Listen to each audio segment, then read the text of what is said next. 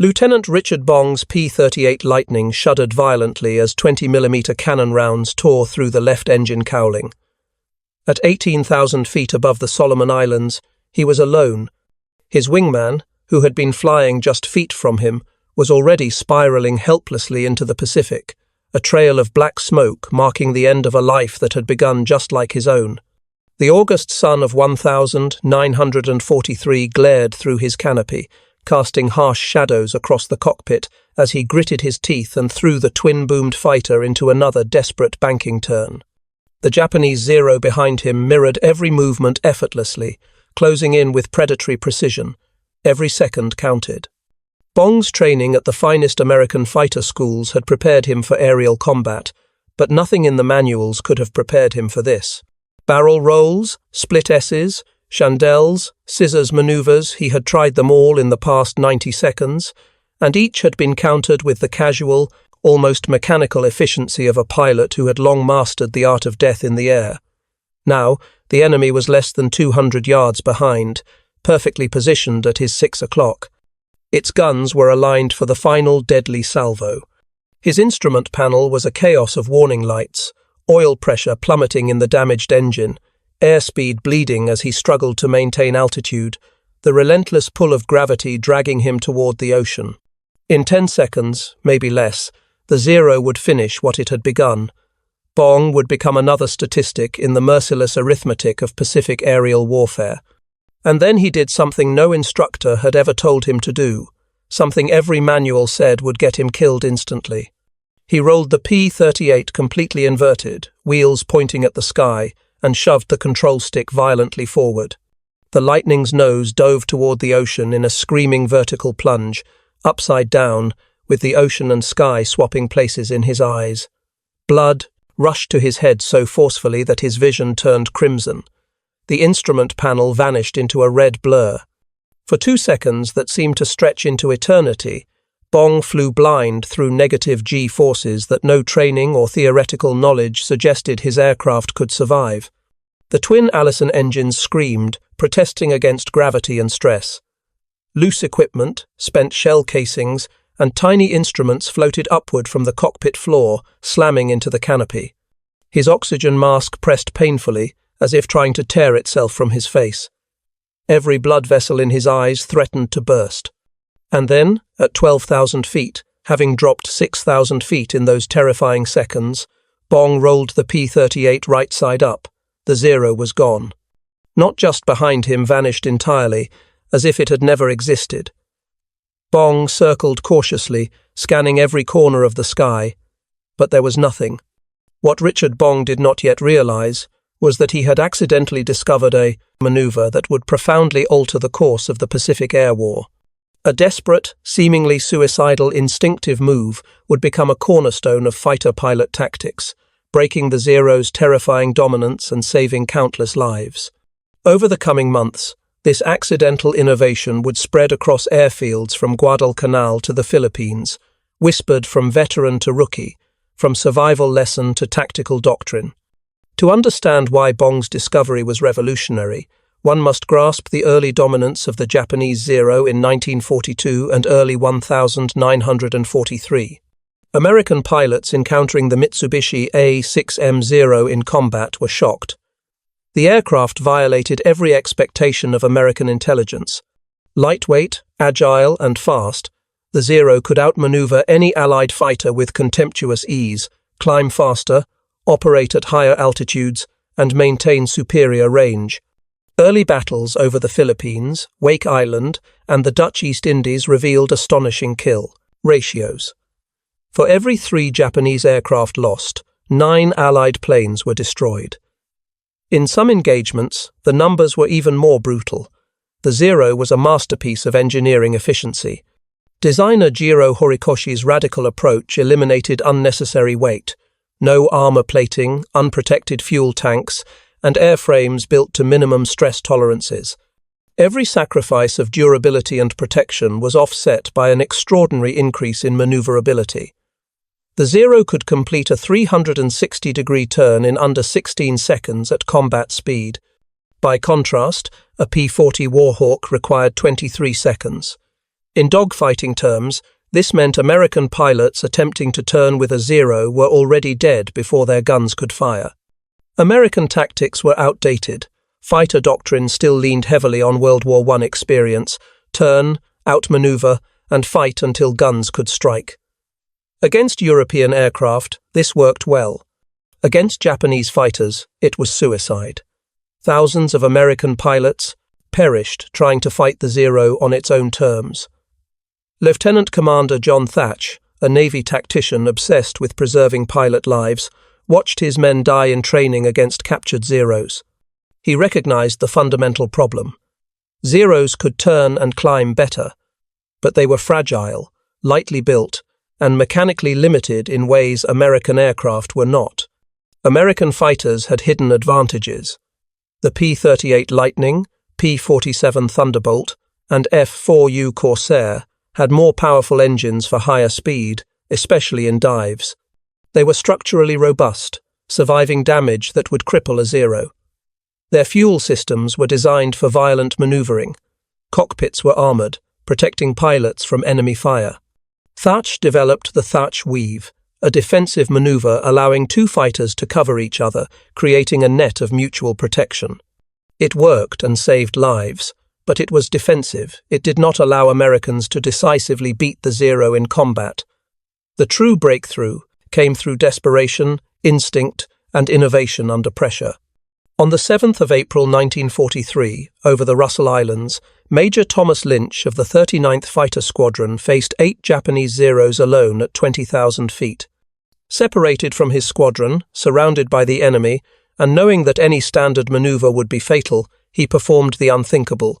He rolled, inverted, and dove. The Zero pilots attempted to follow, but their lightweight airframes and gravity-fed fuel systems could not sustain the negative G-forces. Engines sputtered or quit entirely. Lynch accelerated away, rolled upright, climbed, and suddenly found himself above his pursuers. The hunter became the hunted. 2 Zeros were destroyed as they struggled to recover. The physics behind Lynch's survival were straightforward once understood. Normal flight generates positive G-forces, pressing the pilot into the seat. An inverted dive generates negative G-forces, forcing blood into the head. Most aircraft carburetors of the era were designed for positive G. Fuel starvation occurred when planes were inverted. American fighters with fuel injection, such as the P-38, could sustain inverted flight without engine failure, giving pilots a unique edge. What seemed like a simple maneuver was now a tactical revelation, a life-or-death advantage. The tactic spread quickly among pilots, informally and urgently. Dubbed the inverted dive, negative G dive, or going upside down on them, it became standard in Pacific combat, despite official manuals still warning of its dangers. Captain Robert de Haven scored his first kill with the maneuver in July 1943. The physical cost was real burst, blood vessels, headaches, temporary vision problems, but survivable. Every pilot agreed a headache was better than death. The inverted dive reversed combat dynamics. Previously, an American pilot with a Zero on his tail had few options. Survival measured in seconds. Now, the Zero could not follow, and the American could use speed, altitude, and momentum to dictate engagements. Japanese aces like Saburo Sakai described confusion and frustration at watching Americans roll inverted and disappear in dives. It was a psychological as well as a tactical revolution. By late 1943, squadron leaders openly taught the maneuver, especially with P-38 seconds. Twin-boom Lightnings became notorious for their aggressive, unpredictable tactics. Pilots baited Zeros, executed inverted dives, and returned from above to attack with overwhelming advantage. Captain Thomas Maguire later used the tactic to spectacular effect, destroying enemy aircraft without firing a shot, as Zeros succumbed to structural failure under negative G. The tactic also adapted to other aircraft. F-4U Corsairs executed extreme inverted dives. P-47 Thunderbolts used their weight advantage to dive at near supersonic speeds. Japanese fighters could not match these velocities, further cementing American dominance. By 1944, the Zero was no longer the hunter it had and become increasingly vulnerable. Japanese efforts to develop advanced fighters arrived too late to counter the tactical shift. Richard Bong, whose August 1943 accident sparked the discovery, went on to become America's highest-scoring ace with 40 confirmed victories. He refined the inverted dive, baiting enemy fighters, rolling inverted, and then returning to attack from above. His tactics became the foundation for all Pacific Theater fighter operations. The success of the inverted dive quickly transformed from a desperate survival tactic into a deliberate combat strategy. American pilots realized that while the maneuver was physically taxing and disorienting, it completely reversed the balance of power in the Pacific skies. Where a Zero pilot had once dominated every engagement, now the American pilot could dictate the terms of combat. Squadron commanders began teaching the tactic openly, emphasizing its use not just to escape, but to position oneself for a lethal counterattack. Captain Thomas Maguire, who would become the second highest-scoring American ace with 38 confirmed kills, perfected the technique over the Philippines in 1944. He deliberately slowed his P-38 to entice a Zero into attack, then rolled inverted and dived. The Zero, unable to follow due to negative G limitations and gravity-fed carburetors, often suffered catastrophic structural failures. The wings folded, the lightweight frame buckled, and the Japanese fighter tumbled into the ocean. Maguire sometimes didn't even need to fire a single shot. The maneuver was deadly enough in itself, exploiting physics as much as firepower. The inverted dive worked across multiple American aircraft types, with slight modifications. F-4U Corsair pilots learned to let the aircraft's weight and powerful Pratt & Whitney engine carry them through extreme inverted dives. These maneuvers created speeds and G-forces that Zeros simply could not endure. Marine Corps pilots based at Henderson Field, on Guadalcanal used inverted dives to devastating effect against Japanese fighters, dramatically improving kill ratios in engagements that had previously favored the enemy. Similarly, the P-47 Thunderbolt, nicknamed the Jug due to its barrel-shaped fuselage, leveraged its heavy construction to perform inverted dives at near supersonic velocities, a feat impossible for the fragile Zero to match. The tactical reversal caused a psychological shockwave among Japanese pilots. Early in the war, they had been confident, knowing their Zeros could outturn and outclimb any American fighter. They believed that committing to a turning engagement guaranteed victory. Suddenly, that confidence evaporated. Encountering American fighters executing inverted dives left Japanese pilots confused and vulnerable. Ace Saburo Sakai recounted multiple instances where he had carefully lined up a P-38 for an easy kill, only to see it roll upside down and disappear in a dive. When attempting to follow, Zero's engine would sputter or quit entirely, forcing a retreat. The Americans would then climb back above, using speed and altitude to counterattack, turning hunter into hunted in seconds. By late 1943, the inverted dive had evolved from survival technique to standard tactical doctrine in many squadrons. Colonel Neil Kirby of the 475th Fighter Group briefed his pilots bluntly. If you try to turn with a Zero, you die. If you try to climb with a Zero, you die. Roll inverted, dive, use your speed, and attack from above. That's how you survive. That's how you win. The P-38 Lightning, with its twin-boom design, became particularly effective in applying the maneuver. Its silhouette became synonymous with aggressiveness and tactical ingenuity. Pilots learned to bait enemy aircraft into tail chases, then execute inverted dives to escape and immediately transition to offensive attacks from above. The physiological strain of the maneuver was severe, but considered a manageable risk. Flight surgeons stationed on Guadalcanal documented the effects. Burst blood vessels in eyes and face, headaches lasting hours or even days, temporary vision impairment, and occasional brief loss of consciousness. Yet for the pilots, the alternative death at the hands of a Zero was unacceptable. In conversations, veterans would joke darkly that they would rather endure the pain and risk than meet the grim fate of an unarmed prey. Flight surgeons made no effort to discourage the practice, understanding that survival in the Pacific demanded every possible advantage. The inverted dive's tactical effectiveness extended beyond fighter-to-fighter engagements.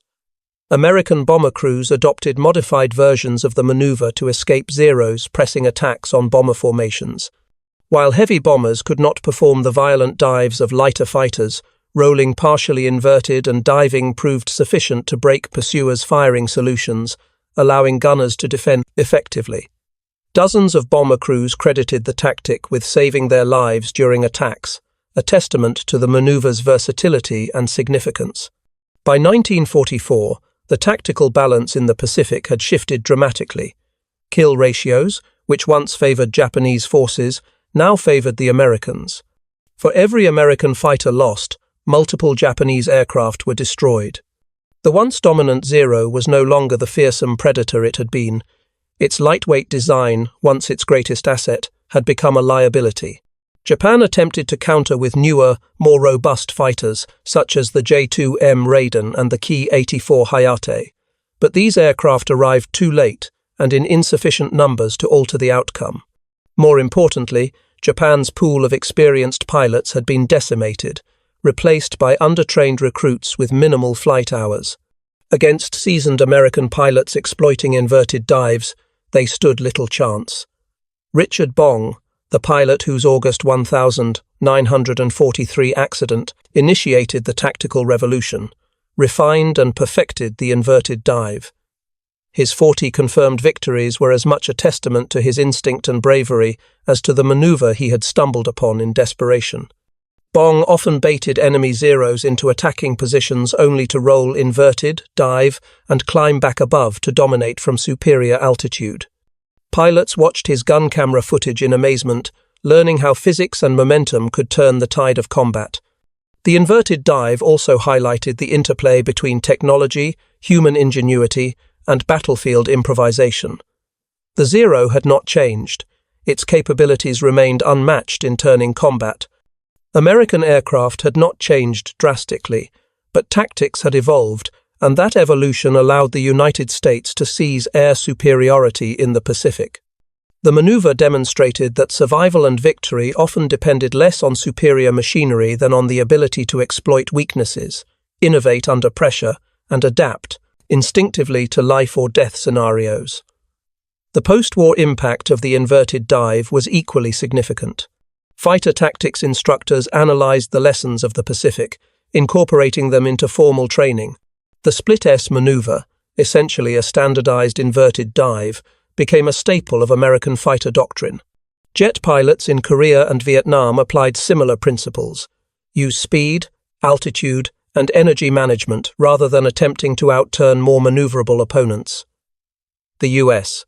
Navy's Top Gun School, established in 1969, codified these lessons, teaching pilots to fight outnumbered against agile opponents by exploiting strengths, avoiding weaknesses, and controlling the terms of engagement.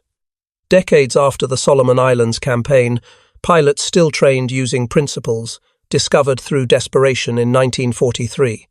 Bong himself did not survive the post-war era. On the 6th of August 1945, the same day the atomic bomb fell on Hiroshima, he was killed testing a new P-80 jet fighter in California at age 24. The timing underscored the tragic irony.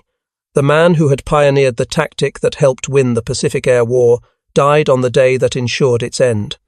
Yet his legacy endured in the hundreds of pilots who survived because they had learned to fly upside down when their lives depended on it. Today, a restored P-38 Lightning bearing Bong's aircraft name, Marge, sits in the National Museum of World War II Aviation in Colorado Springs. Museum visitors can see the sleek twin-boom design, understand the physical challenges of inverted dives, and appreciate the innovation born from desperation.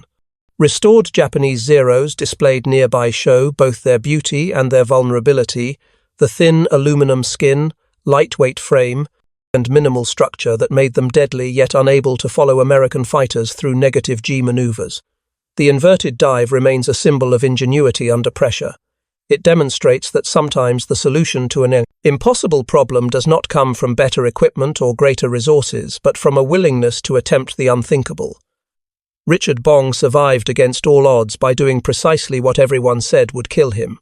In doing so, he gave American pilots the key to defeating an enemy once considered unbeatable. The Zero's supremacy was broken not through overwhelming force, but through human ingenuity, exploiting physics and aircraft characteristics. One pilot, desperate, creative, and daring enough to roll upside down in the face of death, shifted the balance of the Pacific Air War. The inverted dive became tactical wisdom passed down from pilot to pilot, ingrained in doctrine, and surviving in training programs decades later. It is a story of innovation born from necessity, risk transformed into advantage, and the profound impact of human instinct in warfare. Richard Bong survived the Pacific War as America's top ace, but his greatest achievement was not his kills. It was the survival technique he inadvertently discovered, refined, and shared, which saved countless lives and turned the tide in the Pacific. The lesson endures. Success in combat or in life does not always go to the strongest or the best equipped, but to those who understand their tools, exploit their strengths, and dare to try the impossible. Sometimes, all it takes to change history is one person willing to roll inverted when everything says they cannot.